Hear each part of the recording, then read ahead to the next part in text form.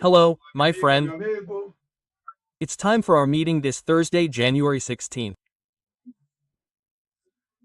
Today I'm going to talk about Moraes' refusal to return Bolsonaro's passport to attend Trump's inauguration.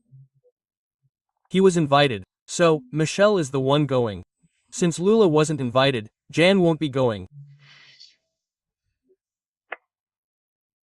On January 16th, at the age of 40, the newly elected President Tancredo Neves underwent a quick examination with Dr. Renaud Matos Ribeiro, the chief physician of the Chamber of Deputies.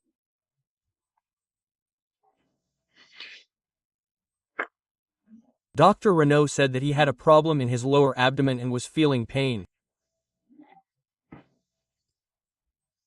He asked for confidentiality, went to Mato Grosso, where the temperature was 37 C, and then went to Europe, where the temperature was 7 C. When he came back, he passed through Washington, and a dentist diagnosed him. He had a toothache, but it wasn't a toothache, it was a generalized infection. And he took medication until the day before the inauguration. That's what happened. Well, let's get to today's conversation. Don't forget to subscribe and leave a like or dislike at the end.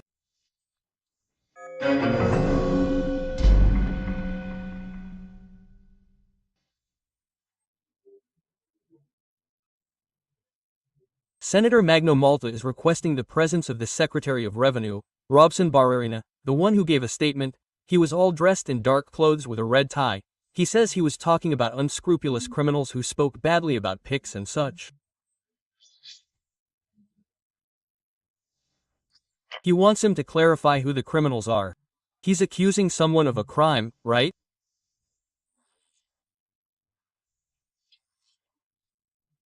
He wants to know that, and they'll certainly ask who the partners were, because he thanked the press for their partnership and said that it was very important in defending this attempt to monitor PICs.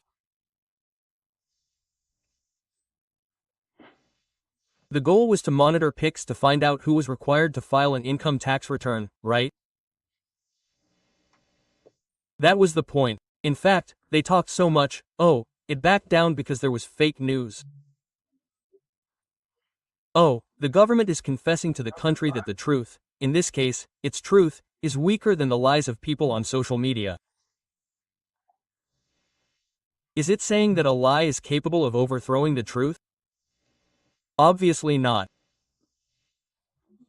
The government simply realized that it had been caught, that they had discovered what the intention was. Add up the movement in the PICs transfers. At the end of the year, oops, you received 45,001 this year and you didn't declare it. You'll have to declare it, you'll have to pay tax and still pay the fine for not having declared it. That was it, right?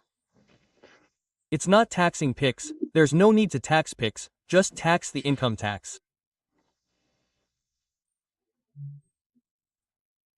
Well, today the new person in charge of the Secretariat of Social Communication of the networks was introduced to the President of the Republic. Her name is, I think it's Maria, because there's an H at the end of her name, Maria Queiroz.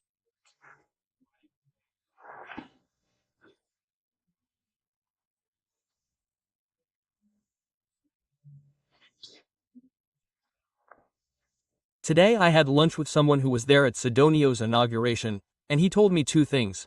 That he found Paulo Pimenta very embarrassed and irritated by Sidonio's speech, and that when they said that Sidonio was going to replace Bruno Rosa, who worked on social media, with Janja, they said, look, it's better not to do that.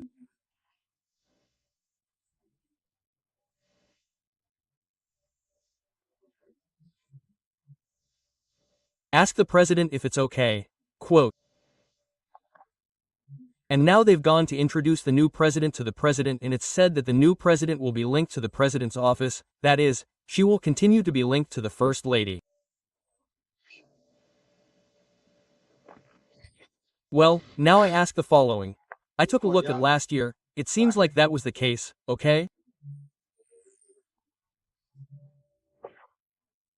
There are several numbers, 650 million to pay for newspapers, magazines, televisions, radios for government propaganda.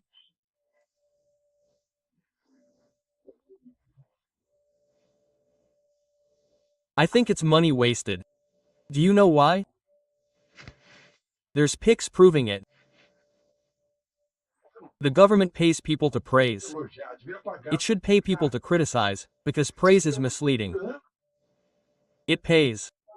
Then come the courtiers, right? Members of the court, the sycophants praise. Imagine if it weren't. Imagine if they were paid to criticize, which is the greatest favor you can do, to criticize. To point out mistakes, missteps, and deviations in order to correct the course. With applause, people get off the road and keep making mistakes, right? Great, very good. Look, this road is going to fall into the swamp, it's going to fall into the mud, it's going to fall into the abyss, and then they keep applauding. If on the day that disastrous normative instruction came out, do you know why? First of all, why did they abandon the normative instruction? Because they're in a bubble. They don't know the Brazilian people. They live in a bubble, in this bubble built by this press that the Secretary of Revenue called a partner, right? And that deceives. Look, it's okay, let's go. This is it. The people are stupid, the people are imbeciles. The people don't know that if they monitor pics, the income tax will know how much you're earning. But the people know. The people are not stupid anymore. The people are no longer, although they do everything they can to keep the people illiterate, poorly informed. The people know that freedom only comes with knowledge. This truth will set you free. In fact, knowledge will set you free, right? True knowledge, obviously. And then there's this. Imagine the government announcing this normative instruction, a shameful stupidity, right? And the next day the journalism, the press, oh, you're crazy. You want to tax 40 million informal workers with income tax? Maybe the majority voted for Lula and will be furious now. You'll never vote for Lula again. Did you believe that? On the first day, the government wouldn't even wait for the wear and tear, they would cancel it right away. Oops, wait a minute, Lula says, they didn't consult me. Cancel this thing, you crazy man. Quote. But the courtiers didn't listen, everyone applauded. Oh, how great, how great. It's for incredible, look at the excuse. It was supposed to be like this, but with less bureaucracy, I don't know, a crazy excuse that doesn't even fit 3 brain cells thinking about it.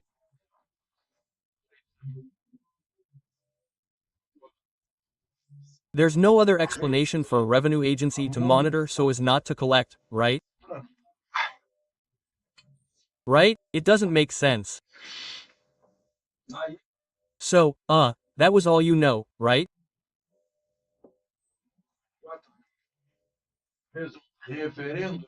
Nicholas held a national referendum in 4 minutes, the Brazilian digital agora said no, it won't stop to monitor, right?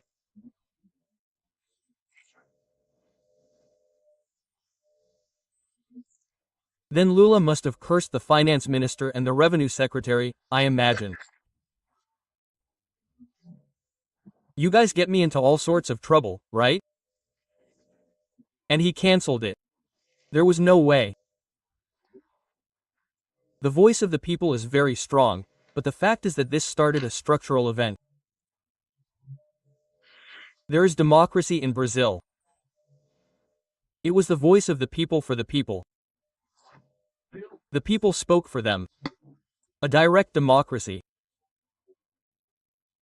I've seen this in Switzerland, under heavy rain in the square, there in Vindeck, a meeting with the mayor. Then everyone cursed the mayor, criticized the mayor, argued with the mayor, right? Direct democracy. And the mayor didn't criticize anyone, he was thanking them because they were showing the community's demands and the city's mistakes. Obviously. Is anyone so stupid that they think that applause helps? No, it's criticism that helps. My God. My God. It's criticism that teaches. You made a mistake here, look, thank you very much. I'll think about it and I'll correct it. You'll know why I made a mistake, where I made a mistake, how I won't make it again, right? That's it. And the government doesn't need to spend all that money from taxes. It should spend $650 million on health or public safety or education or basic sanitation, right? I'm not going to say the judiciary, because I'm watching the news in Estado, showing that each judge is earning 400,000, I don't know what, with these compensations and so on. But because it's not necessary, it's enough to provide good public services, it's enough not to spend too much and not to cause inflation that wears out people's money, devalues the money that people have in their pockets. And people don't like that, right? Well, they're going to get into debt, taking on debt to pay for expenses. And then, how are they going to sell the paper? How is anyone going to sell the paper if the interest rate is low? So, the interest rate increases and everyone and the people will have to pay more interest because of the government. The currency will devalue, they'll pay more for rice and beans because of the government. So, if the government does that, there's no inflation, no high interest rates, good public services, there's no need to spend on advertising. And it's stupid to pay for people to applaud, you have to pay for people to criticize, isn't that good?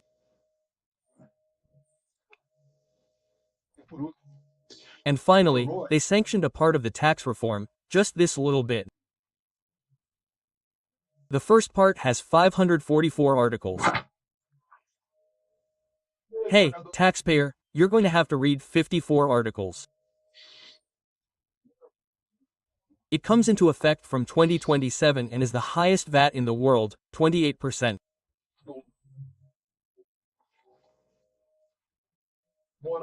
And finally, Moraes refused to give him the passport, to hand over Bolsonaro's passport so he could go to the inauguration of the most important head of state on the planet, who invited Bolsonaro, his friend, former president of Brazil, former head of state of Brazil.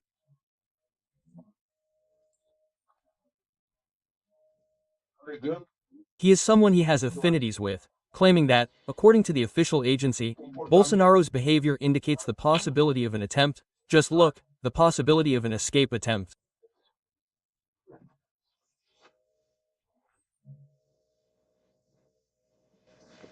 And then Michelle is the one who goes. Michelle is going there, she's not going to the dinner. Lula was not invited. There is Michelle, certainly shining in the White House in Brasilia. Alexandre Garcia.